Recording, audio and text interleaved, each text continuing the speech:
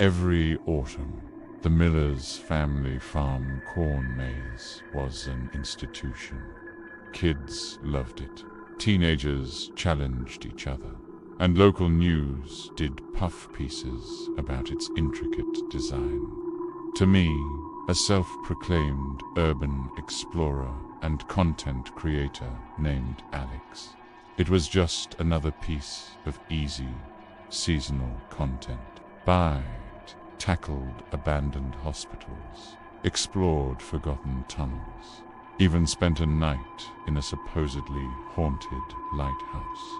What could be scary about a corn maze in broad daylight? I was about to find out. The day was crisp, the air smelling of fallen leaves and distant bonfires. My camera gear felt light on my back as I paid my entrance fee, scoffing inwardly at the challenge map. The teenager at the booth handed me, "You'll need it when the Corn King comes for ya," she'd joked, her eyes twinkling.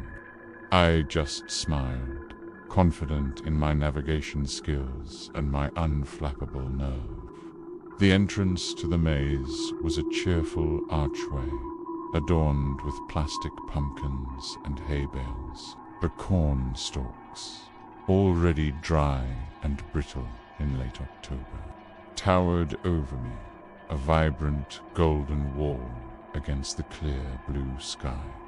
It was a beautiful day for content.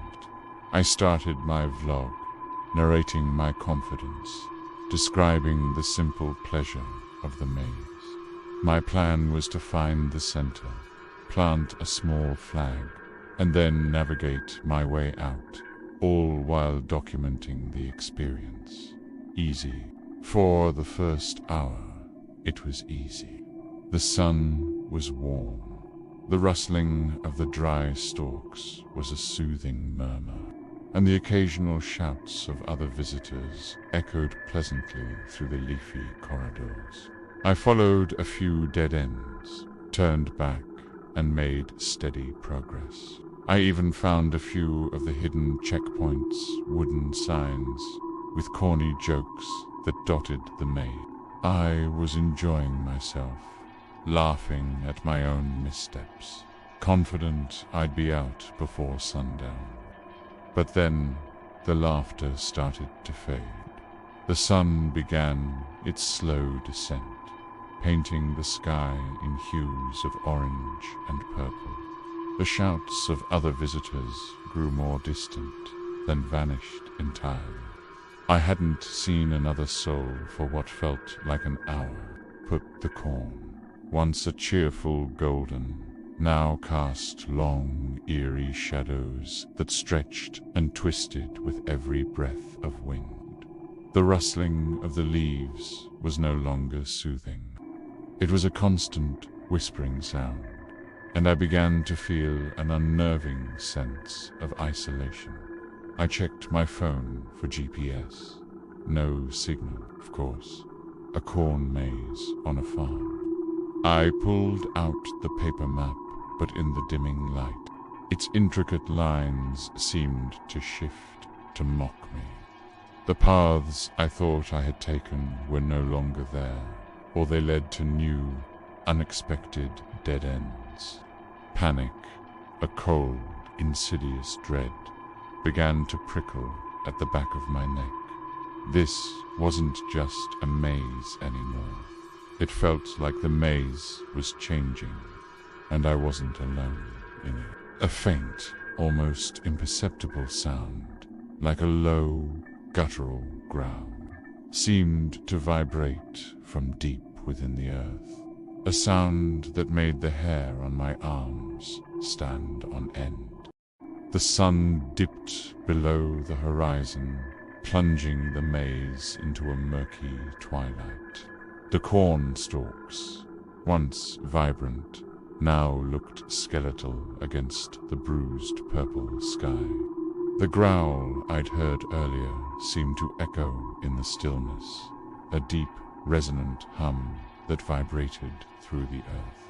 My heart hammered against my ribs, a frantic drumbeat in the oppressive silence.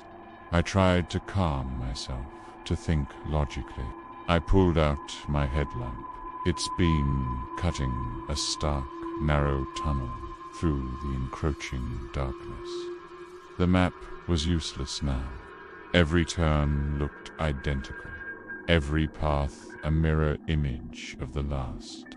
I started marking my path, breaking off small pieces of corn stalk and leaving them on the ground. But when I circled back, they were gone, or they had moved. It was like the maze was actively sabotaging my attempts to escape, shifting its own architecture around me. The air grew colder, far colder than the outside temperature warranted. It was a damp, clinging chill that seeped into my bones, a cold that felt ancient and malevolent. Then the whispers started. At first, I dismissed them as the wind, a trick of the dry leaves.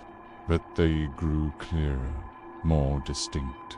They weren't just rustling. They were words, faint, disembodied murmurs that seemed to come from all directions at once, swirling around me like unseen specters. They spoke my name, Alex, ... Come closer. You're safe here, ... The voices were seductive, almost hypnotic, promising an end to my fear, an end to my struggle. But there was an underlying current of malice, a hunger that made my stomach clench with primal dread. I tried to follow one of the whispers, thinking it might lead me to an exit to another human voice. But the path I chose twisted and turned, leading me deeper into the maze, away from any semblance of civilization. The corn stalks seemed to loom higher here, their leaves intertwined overhead, forming a dense, suffocating canopy that blocked out the last sliver of twilight. The ground underfoot grew softer, muddier, as if no one had walked this path in years. I stumbled, my foot catching on something buried in the soft earth. I fell, my camera clattering against the ground. Scrambling to pick it up, my headlamp caught a glimpse of what I had tripped over. It was a small, intricately carved wooden effigy, almost hidden by fallen leaves.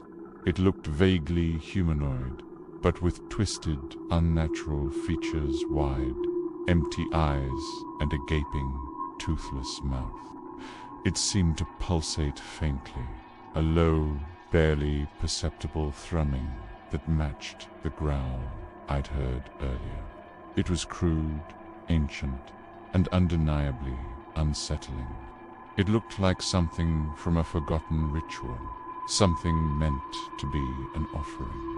As I stared at it, the whispers around me intensified, no longer seductive but angry. Intruder, ... defiler.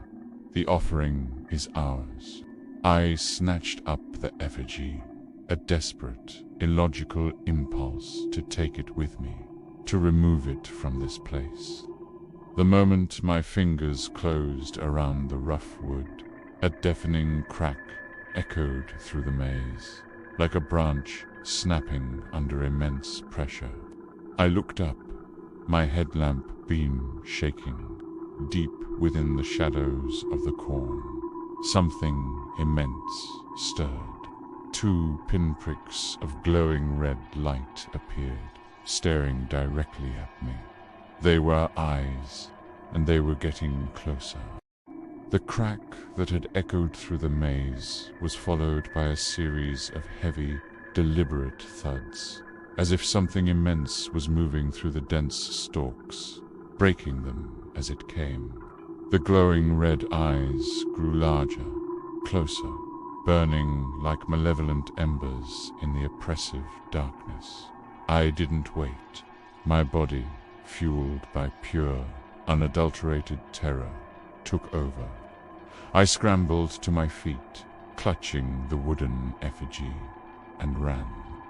I ran blindly, crashing through corn stalks, my lungs burning. The whispers, now a frantic, screaming chorus in my ears. Sacrifice, the harvest, ... it hungers.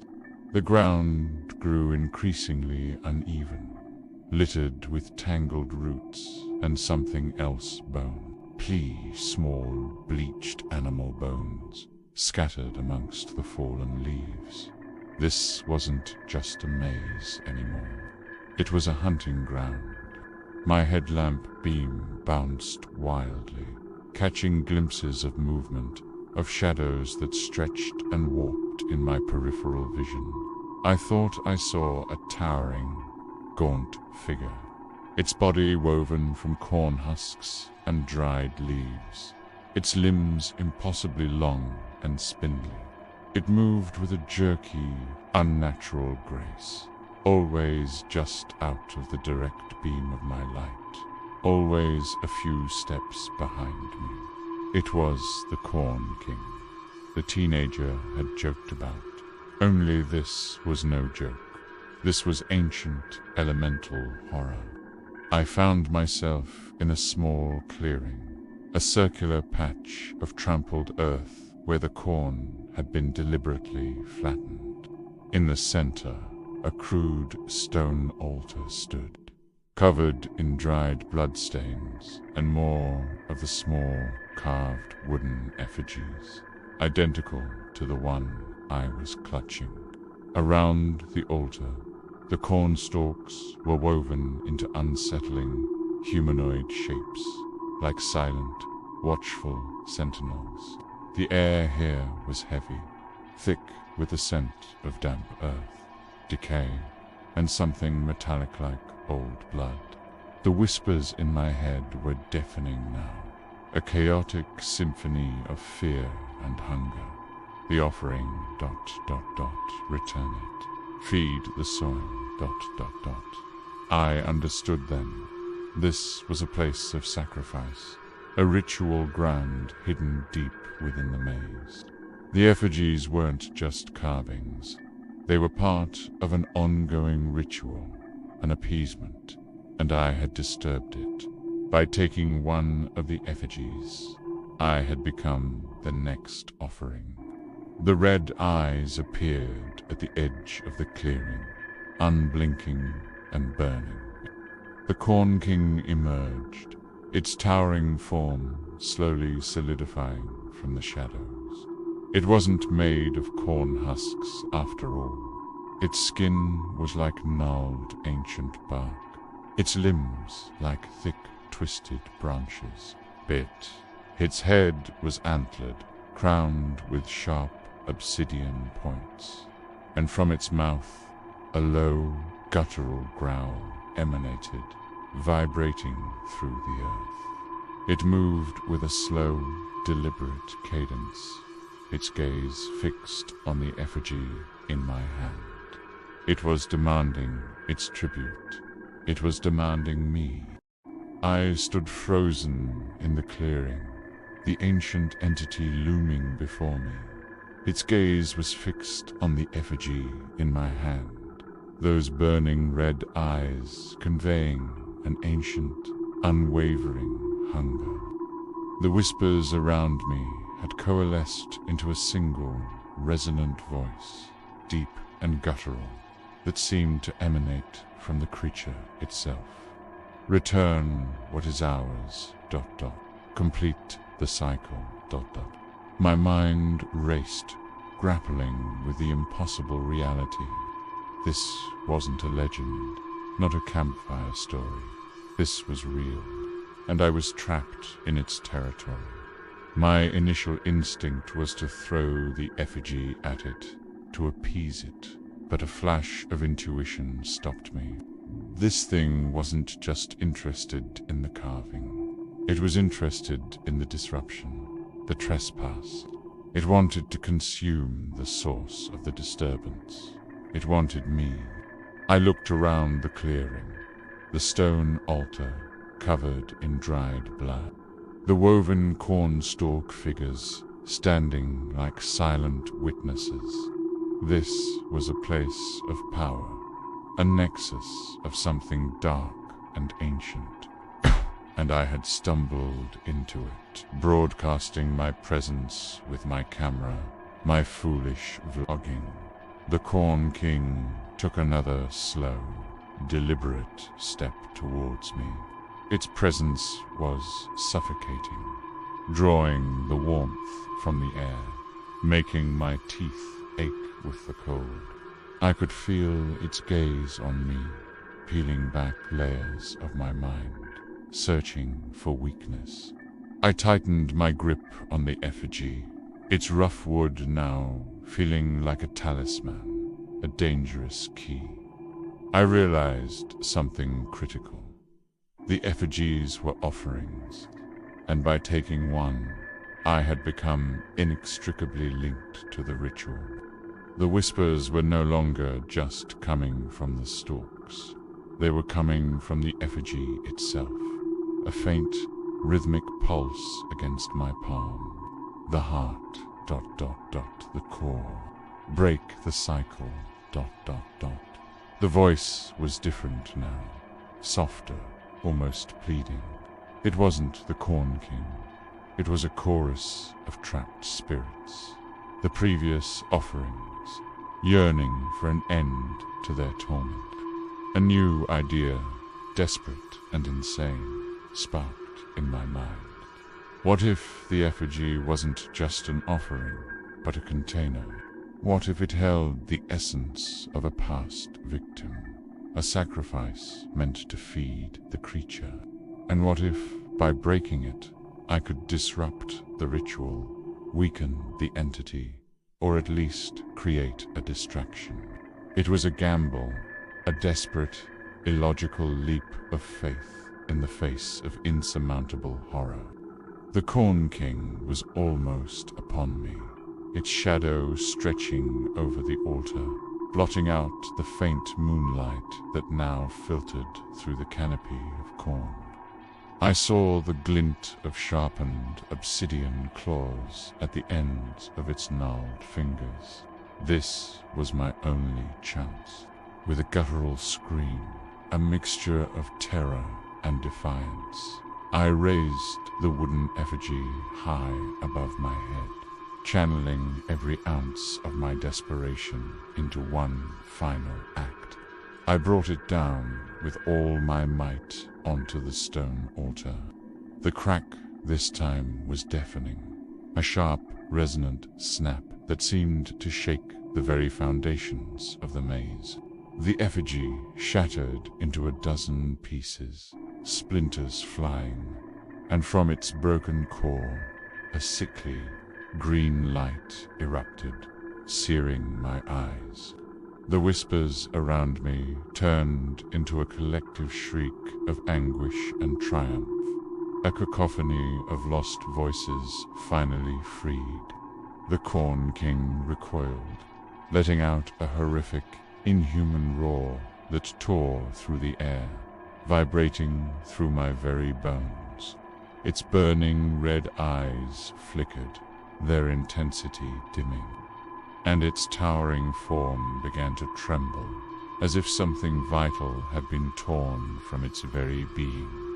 I had wounded it, but I knew this wasn't over, not yet.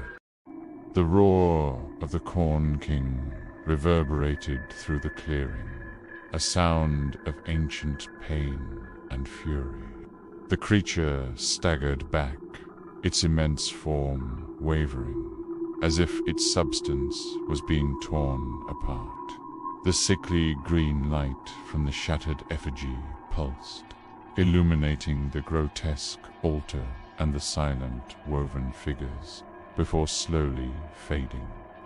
The whispers around me, now a frantic mixture of gratitude and warning, screamed in my head. Run, the bond is broken, but its hunger remains. I didn't need to be told twice.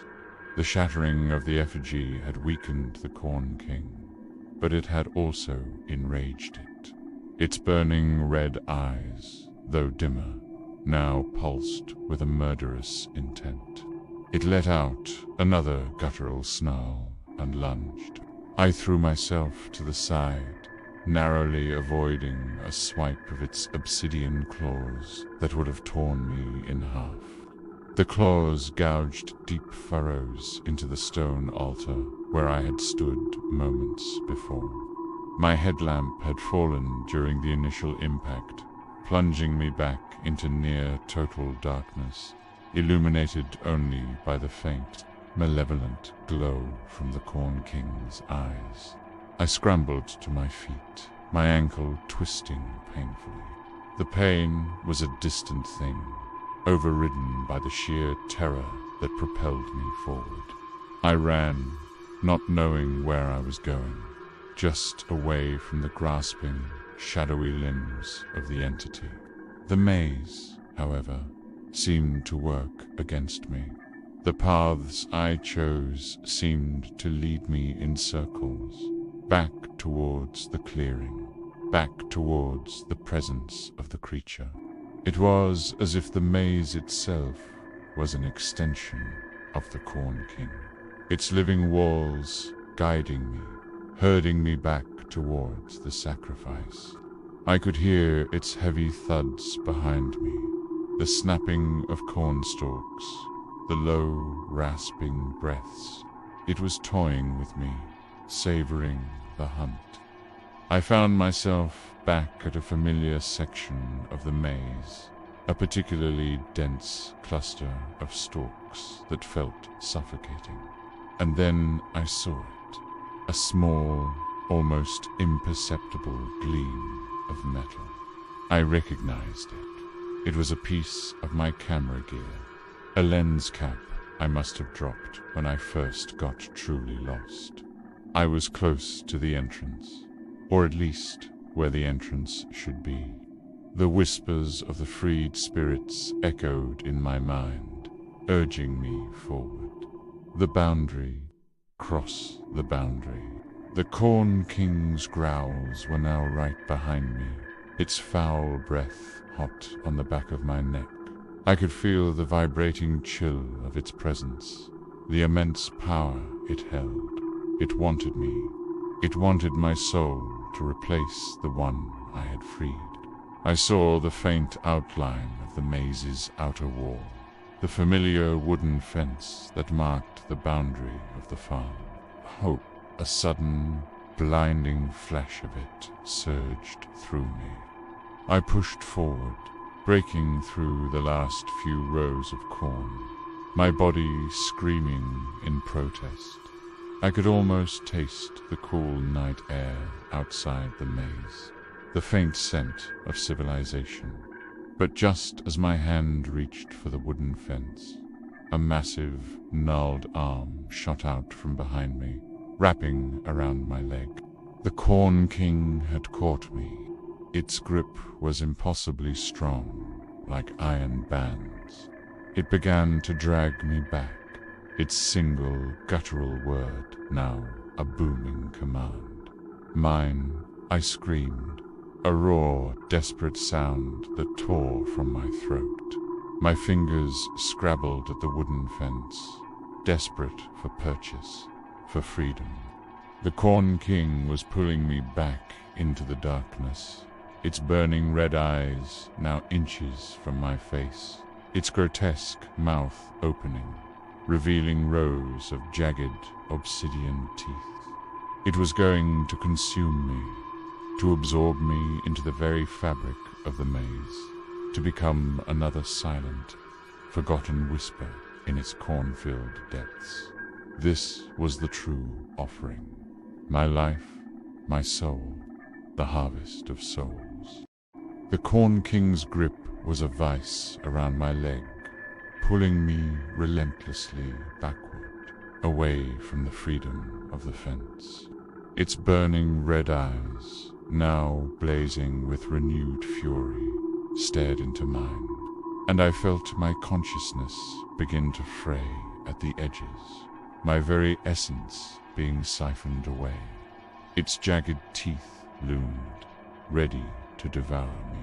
But as I was dragged, my hand, still scrabbling at the wooden fence, brushed against something. Not wood. Something cold and metallic. My headlamp, somehow still attached to my head, cast a flickering beam onto it.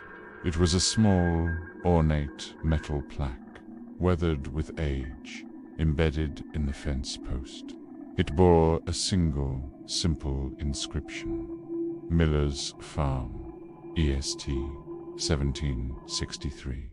It was a date, and as my gaze lingered on it, a new whisper, clear and sharp, pierced through the Corn King's deafening roar. It was the collective voice of the freed spirits, the ones from the shattered effigy, the pact, ... the boundary, the old ways, ... A flash of understanding, cold and clear, hit me. The effigies, the altar, the Corn King. This wasn't just ancient, undirected evil. It was a pact, a deal, a boundary. The farmers, the millers, had made a bargain with this entity long ago to ensure a bountiful harvest. They gave it offerings, and in return it protected their crops. But there was a boundary, a limit to its power, the fence, the human realm. It could lure, it could hunt, but it could not cross.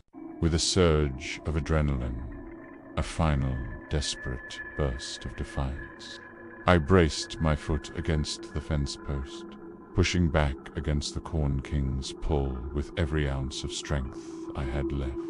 I focused on the metal plaque, on the date, on the boundary. The entity roared again, its frustration and rage palpable. Its grip on my leg tightened, its claws digging deep, but it could not cross the invisible line. Its power was limited by the very pact that sustained it. I pulled, I clawed, I screamed. The struggle was agonizing, a battle of wills between ancient evil and human desperation. Slowly, agonizingly, inch by painful inch, I began to drag myself forward, towards the fence, towards the light. The Corn King's roars grew louder, more desperate, its form flickering, distorting, as if the boundary was anathema to its very being. Finally, with a last, monumental effort, my entire body passed through the line of the fence. The moment my whole being was outside the maze's boundary, the Corn King's grip vanished as if by magic. The heavy thud of its withdrawal echoed through the corn. I collapsed on the damp earth outside the maze, gasping, shaking, my leg throbbing with pain, but alive. I lay there for a long time, listening to the sounds of the night, the distant chirping of crickets, the rustling of ordinary leaves. The maze, now just a dark, imposing wall of corn in the moonlight, seemed utterly still. No whispers, no growls, just the unsettling quiet. Painfully, painfully, pushed myself up. I looked back at the maze. The towering stalks stood silent, their shadows long and dark. There was no sign of the Corn King, no glowing red eyes, but I knew it was there, waiting for the next lost soul, the next unwitting trespasser, the next offering. I had escaped the whispering labyrinth, but I knew I would never truly be free of it. The whispers, the memory of those burning red eyes, the feeling of ancient hunger, they would haunt me forever.